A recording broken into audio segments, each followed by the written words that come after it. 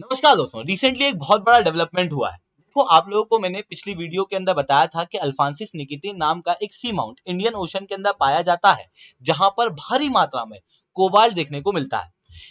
इस अल्फांसिस निकितिन के ऊपर आंख गड़ा हुआ था चाइना। चाइना चाहता था कि अल्फांसिस निकितिन श्रीलंका को मिल जाए, और फिर श्रीलंका के पास में समुद्र के अंदर से मिनरल को एक्सट्रैक्ट करने की अच्छी टेक्नोलॉजी है नहीं, तो श्रीलंका फिर दूसरे देशों से कहेगा कि कोई कोबाल्ट निकाल के हमको दे दो।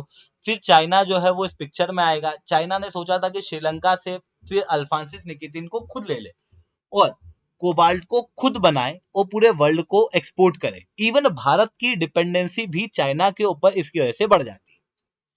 भारत ये नहीं चाहता था कि इंडियन ओशन के अंदर चाइना की प्रेजेंस बढ़े, और इवन कोबाल्ट के अंदर भी भारत चाहता था कि चाइना की डिपेंडेंसी भारत खत्म कर दे। ऐसी कंडीशन में भारत के इंटरेस्ट में था कि अल्फांसिस निकितिन के ऊपर भारत क्लेम करना शुरू कर दे।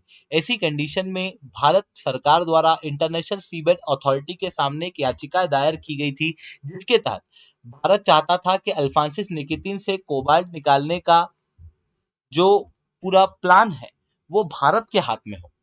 मतलब भारत चाहता था इंटरनेशनल सीबेड अथॉरिटी से कि अल्फांसिस निकितिन से कोबाल्ट निकालने की मंजूरी भारत को दे दी जाए, जिसके लिए भारत फीस के रूप में 4 करोड़ रुपए देने को तैयार भी था। बट उन सारी चीजों के बावजूद भारत की याचिका को खारिज कर दिया गया इंटरनेशनल सीबेड अथॉरिटी द्वारा। ऐसी कंडीशन में चाइना खूब खुश हुआ कि भाई साहब श्रीलंका को मिल जाएगा, और फिर श्रीलंका जो है वो कोबाल्ट का ये पहाड़ चाइना को दे देगा। बट श्रीलंका अब अपना पक्ष बदलता हुआ दिखाई दे रहा है। जैसा कि आप लोग जानते हो कि श्रीलंका पूरी तरीके से लोन में डूबा हुआ है, और लोन में डूबने का कारण चाइना है। ऐसी कंडीशन में श्रीलंका अब थोड़ा भारत की तरफ टिल्ट होता हुआ दिखाई दे रहा है। जैसे ग्रेफाइट माइंस श्रीलंका भारत को देने की बात कर रहा है, ठीक उसी तरीके से रिसेंटली श्रीलंका के राष्ट्रपति द्वारा ये कहा गया है, हम चाइना को नहीं बल्कि अल्फांसिस निकितिन अगर हमको मिलता है तो हम भारत को इसे देंगे। ऐसी कंडीशन में चाइना का पूरा प्लान यहाँ पर फ्लॉप होता हुआ दिखाई दे रहा है, और भारत के हाथ में ये अनमोल खजाना आता हुआ दिखाई दे रहा है, जबकि भारत की एप्लीकेशन को इंटरनेशनल सीबेड अथॉरिटी ने खारिज कर दिया उसके बावजूद भी। अब ये सारी चीजें कैसे हो रही है, अल्फांसिस निकितिन है क्या, किस जगह पे ये प्रेजेंट है, यहाँ पर क्यों कोबाल्ट पाया जाता है, इन सारी चीजों के ऊपर डिटेल में हम लोग डिस्कस करेंगे। भारत यहाँ क्यों क्लेम कर रहा था, श्रीलंका यहाँ क्यों क्लेम कर रहा था, इन सारी चीजों के ऊपर डिस्कस किया जाएगा। बट उसके पहले आप लोग मेरे साथ टेलीग्राम ग्रुप के ऊपर जुड़ सकते हो। मेरे क्लास की अपडेट पीपीटी पीडीएफ सब कुछ आपको वहाँ मिल जाएगी। यूपीएससी सीएससी की तैयारी करना है इंडिया के टॉप एजुकेटर से, अगर आप लोगों को ऑफलाइन क्लासेस के अंदर जुड़ना है तो दोस्तों आप लोगों के पास में बहुत अच्छा मौका है। अनअकैडमी अब केवल ऑनलाइन ही रहा है, अनअकैडमी अब ऑफलाइन भी आ चुका है। दिल्ली के करोल बाग, मुखरीनगर के अंदर, प्रयागराज के सिविल लाइंस के अंदर ऑलरेडी हमारे सेंटर्स खुले जा चुके हैं। अगर आप चाहते हो तो हमारे सेंटर्स के ऊपर बिल्कुल से विजिट कर सकते हो, जहां पर इंडिया के ये टॉप एजुकेटर आप लोगों को सबसे कम रेट में सबसे अच्छी क्वालिटी के कोर्स के अंदर पढ़ाने वाले हैं। यानी कि आप लोगों की यूपीएससी की प्रिपरेशन पूरी तरीके से अनअकैडमी के सुरक्षित हाथों में होने वाली है। ये वही सुरक्षित हाथ हैं जिनके अंदर से कई सारे टॉपर्स जो है वो निकले हैं।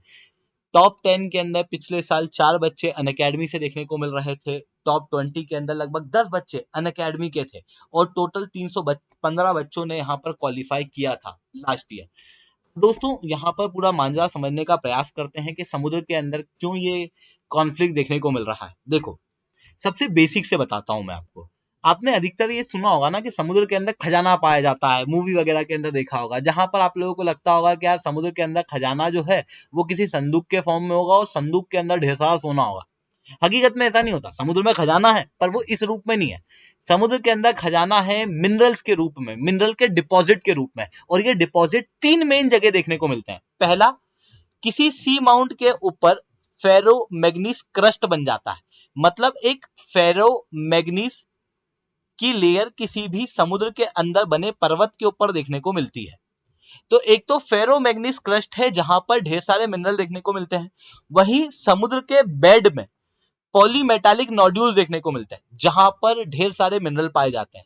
वही किसी किसी रीजन में ऐसा होता है कि वहां पर प्लेट टेक्टोनिक एक्टिविटी देखने को मिलती है, जिसकी वजह से हाइड्रोथर्मल वेंट क्रिएट होते हैं, और उन हाइड्रोथर्मल वेंट के आसपास सल्फाइड के डिपॉजिट होते हैं, जहां पर भी ढेर सारे मिनरल देखने को मिलते हैं। अगर मैं फेरोमैग्नीज क्रस्ट की बात करूं, तीन अलग अलग चीज बताई, फेरोमैग्नीज क्रस्ट, पॉलीमेटालिक नोड्यूल और सल्फाइड डिपॉजिट, जो कि हाइड्रोथर्मल वेंट के आसपास देखने को मिलते हैं। इनके अंदर सबसे पहले हम बात करते हैं फेरोमैग्नीज क्रस्ट की। फेरोमैग्नीज क्रस्ट इस तरीके से हाइड्रोजेनेटिक फोर्सेस के कारण किसी माउंटेन के ऊपर क्रिएट हो जाते हैं और यहाँ पर भारी मात्रा में देखने को मिलता है कोबाल्ट। उसके अलावा निकल, मैग्नीज, कॉपर और आयरन जैसे मिनरल भी इस रीजन के अंदर देखने को मिलता है। कहाँ मिल रहे हैं, एक बार खुद से अपने दिमाग में बोल के देखो। सी माउंट के ऊपर, फेरो मैग्नीज क्रस्ट के ऊपर सबसे ज्यादा कोबाल्ट, निकल, मैग्नीज और कॉपर देखने को मिलता है। उसके अलावा समुद्र के बेड के अंदर इस तरीके से पटेटो जैसे स्ट्रक्चर देखने को मिलते हैं। अभी जो पटेटो जैसे स्ट्रक्चर आपको इस इमेज के अंदर देखने को मिल रहे हैं, इन्हें कहा जाता है पॉलीमेटालिक नोड्यूल। और इन पॉलीमेटालिक नोड्यूल के अंदर मैग्नीज और आयरन के ऑक्साइड देखने को मिलते हैं। उसके साथ में कोबाल्ट, कॉपर, टाइटेनियम और कई सारे रेयर अर्थ मेटल भी देखने को मिलते हैं।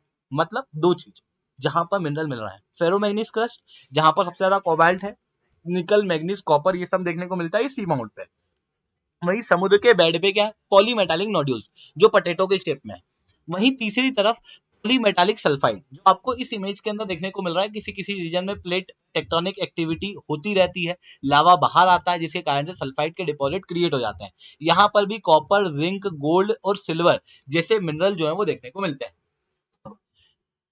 मिनरल के ऊपर इतने सारे डिपॉजिट जो समुद्र के अंदर होते हैं, इनका क्लेम किसका होता है, मतलब कौन सा देश इन मिनरल को निकाल सकता है, क्योंकि तो समुद्र में, जमीन पे थोड़ी है। ऐसी कंडीशन में कॉन्फ्लिक्ट का जोन क्रिएट हो जाता है। ऐसी कंडीशन में इंटरनेशनल लॉज क्या कहते हैं, देखो इंटरनेशनल लॉ के अंदर United Nation convention on the law of the sea काम करता है, जो ये कहता है कि बेस लाइन से लगभग 200 नॉटिकल माइल्स के बीच में एक्सक्लूसिव इकोनॉमिक जोन होता है किसी भी देश का। जैसे अगर यहाँ पर इंडिया है, तो इंडिया की बॉर्डर से 200 नॉटिकल माइल्स तक का इलाका भारत का समुद्री इलाका है। यहाँ पर पाए जाने वाले मिनरल भारत के हैं। वैसे ही चाइना के 200 नॉटिकल माइल्स के आसपास का इलाका चाइना का है। वैसे अलग अलग कंट्री का अलग अलग है।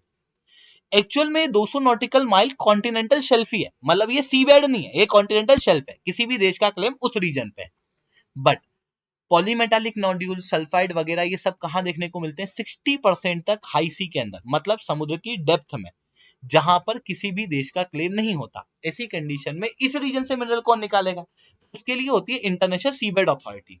इंटरनेशनल सीबेड अथॉरिटी अलग अलग देशों को परमिशन देती है कि आप इस रीजन के अंदर से मिनरल निकाल सकते हो या नहीं निकाल सकते हो। भारत को भी सेंट्रल इंडियन ओशन के अंदर से पॉलीमेटालिक नोड्यूल्स को निकालने की permission already international seabed authority ने दी हुई है। केवल भारत को नहीं दी है, दूसरे देशों को भी अलग अलग रीजन में इस तरीके से परमिशन दी गई है। आप देख सकते हो जर्मनी को, जमाइका को, चाइना को, जापान को, अलग अलग रीजन के अंदर मिनरल निकालने की परमिशन दी हुई है। भारत को दी हुई है पॉलीमेटालिक नोड्यूल्स के लिए। पर कोबाल्ट रिच फेरोमैग्नीज क्रस्ट जो कहाँ है, सी माउंट के ऊपर पाए जाते हैं। ये भारत को अभी तक नहीं मिला है कोई भी। पॉलीमेटालिक सल्फाइड को निकालने की भी परमिशन अभी तक भारत को नहीं मिली हुई है।